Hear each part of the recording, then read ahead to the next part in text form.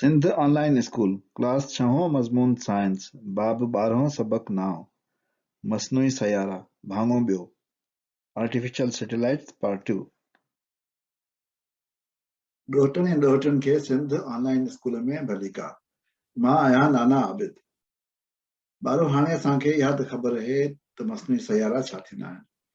हिन सबक में असां उन जे बारे में कुझु वधीक तफ़सील ॾिसंदासीं त उहे कहिड़नि मदारनि में कमु कंदा आहिनि, कहिड़नि सयारनि जे चौधारी फिरंदा आहिनि ऐं उन जा कहिड़ा क़िस्म हूंदा आहिनि ऐं उनखे कीअं कंट्रोल कबो आहे। मस्नूई सयारा जिन आसमानी जिस्मनि जे चौधारी हरकत कंदा आहिनि उनखे असां उनजो मर्कज़ चवंदा आहियूं। मस्नूई सयारनि जी अक्सरियत धरतीअ जे चौधारी गर्दिश में आहे, यानी उनजो मर्कज़ धरती आहे। पर धरती खां सवाइ मस्नूई सयारनि जा ॿिया बि मर्कज़ हूंदा आहिनि, जीअं सिज, मरीख़ यानी मार्स, अतारद यानी मरकरी, ज़हरा यानी वीनस, मुश्तरी यानी जुपिटर ऐं कुझु कॉमेट्स यानी पिछड़ तारनि जी चौधारी बि गर्दिश कंदा रहंदा आहिनि। धरतीअ जे मस्नूई सयारनि जा मदार मुख़्तलिफ़ हूंदा आहिनि।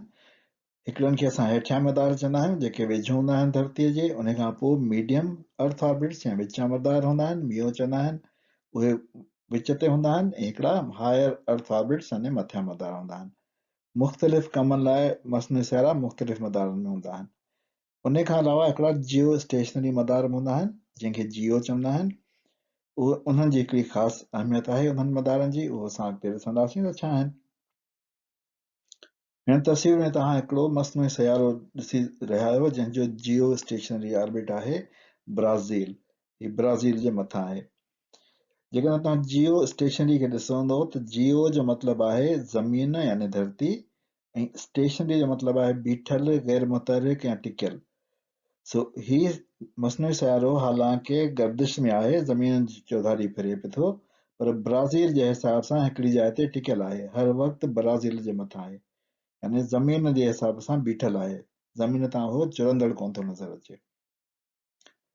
जियो स्टेशनरी मदार वारा सयारा ज़मीन तां हिकु हंधि बीठल नज़र ईंदा आहिनि, ऐं उहे पंहिंजो हिकिड़ो चकर ज़मीन सां गॾु यानी 24 कलाकनि में पूरो कंदा आहिनि। इन्हनि सयारनि खे असां जियो सिंक्रोनस सयारा बि सॾींदा आहियूं, जियो स्टेशनरी या जियो सिंक्रोनस। इहो त सभु सही आहे त 4 मदार आहिनि, पर कीअं ख़बर पवंदी आहे त कहिड़े मदार में कहिड़ो सयारो वेंदो। सो मस्नूई सयारनि जे मदार जो तयन उन्हनि जे मक़सद यानी अहम कम जे मुताबिक़ कयो वेंदो आहे। असां सयारा खे मक़सद सां ई चईंदा आहियूं न। सो धरतीअ जे मस्नूई सयारनि जा आम कम ऐं मक़सद ई आहिनि। ॾोराहो मवासिलाती कम यानी टेलीकम्युनिकेशन, इन में टेलीफोन बि शामिल आहे, इंटरनेट बि शामिल आहे, डेटा बि शामिल आहे। टीवी जा सिग्नल ब्रॉडकास्ट करणु यानी टीवी सिग्नल ब्रॉडकास्टिंग, यानी हिकिड़ी जाइ जा टीवी जा सिग्नल ॿिए जाइ ताईं पहुचाइणु। हिन में मुल्क जो मुल्क में बि पहुचाए सघनि था ऐं ॿाहिरियनि मुल्कनि मां ॿिए मुल्क में पहुचाए सघनि था। ज़मीन जूं हालतूं मालूम करणु यानी अर्थ इमेजिंग, यानी ज़मीन जा फोटो कढणु, ॾिसणु त किथे तूफ़ान आहे, किथे जेको आहे मींहुं पियो थो पए या किथे ॿोॾि आहे, ज़मीन जे ते उनजो कहिड़ो असरु पियो थो थिए। मौसम जी अॻकथी करणु यानी वेदर फोरकास्टिंग। सामूंडी ऐं हवाई सफ़र में मदद करणु यानी नेविगेशन। फ़ौजी ऐं सियासी मक़सदनि लाइ बि मस्नूई सयारा इस्तेमालु थींदा आहिनि, यानी पॉलिटिकल ऐं मिलिट्री पर्पज़। अध खां वधीक सयारा जेके हिन महिल फ़िज़ा में या ख़ला में कमु कनि पिया था, उन्हनि जो फ़ौजी ऐं सियासी मक़सद बि आहे, ऐं साइंसी तहक़ीक़ करणु।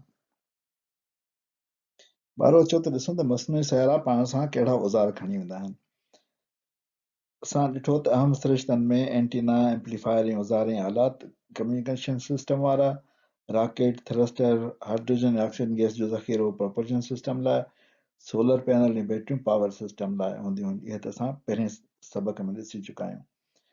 इन खां अलावा पंहिंजे ख़ासि मक़सद सां जेके औज़ार हूंदा आहिनि, उन में रिसीवर, ट्रांसमीटर, एम्पलीफायर वग़ैरह हूंदा आहिनि, जेके कम्युनिकेशन, टेलीकम्युनिकेशन ऐं ब्रॉडकास्टिंग सिस्टम जा जेके हूंदा आहिनि सयारा, उन्हनि में लॻल हूंदा आहिनि।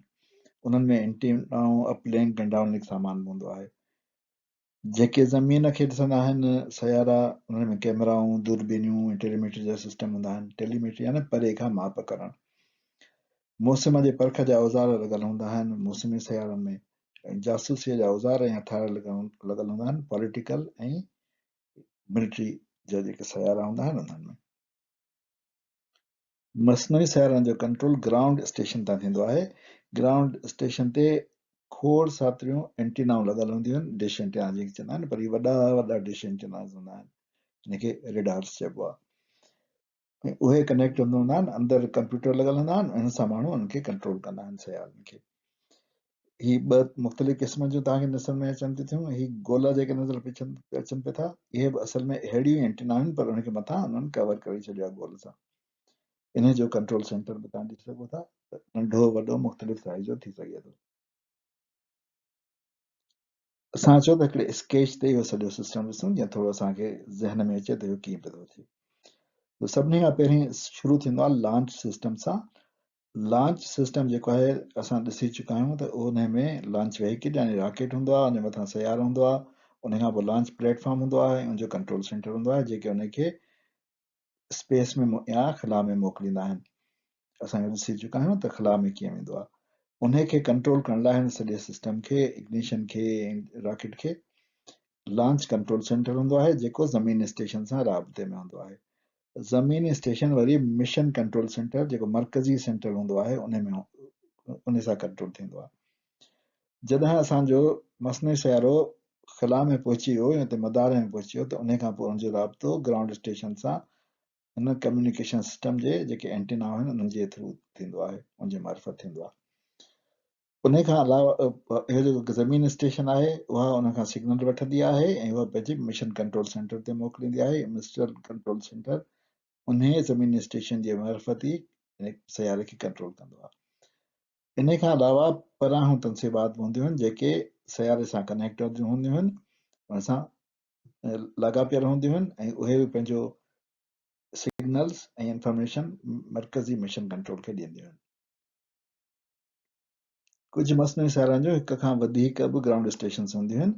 जीअं तव्हां ॾिसी सघो था हिन एग्ज़ाम्पल में, जेकॾहिं टीवी जो सिग्नल असां सैटेलाइट जे थ्रू या सैटेलाइट जे मार्फत पहुचायूं था, त उन में हिकिड़ी ग्राउंड स्टेशन आहे जितां सिग्नल शुरू थो थिए, उन खां पोइ उन सिग्नल खे हासिल थो करे असांजो सैटेलाइट, ऐं उनखे पोइ वरी ॿिए एंटीना जे थ्रू ट्रांसमिट थो करे, यानी मोकिले थो हेठि, ऐं वरी ॿिए जाइ ते सैटेलाइट लॻल आहे, उहो उनखे पकड़े थो या उनखे कैच करे ऐं अॻियां मोकिले थो। सो अहिड़ी तरह हिन सैटेलाइट जूं 2 ग्राउंड स्टेशन आहिनि, पर ॿिनि खां वधीक बि थी सघनि थियूं। इन ते असां पंहिंजे अॼोके सबक जी पुॼाणी था कयूं। नाना आबिद खे इजाज़त ॾियो, वरी ॿिए सबक में मिलंदासीं। ख़ुदा हाफ़िज़।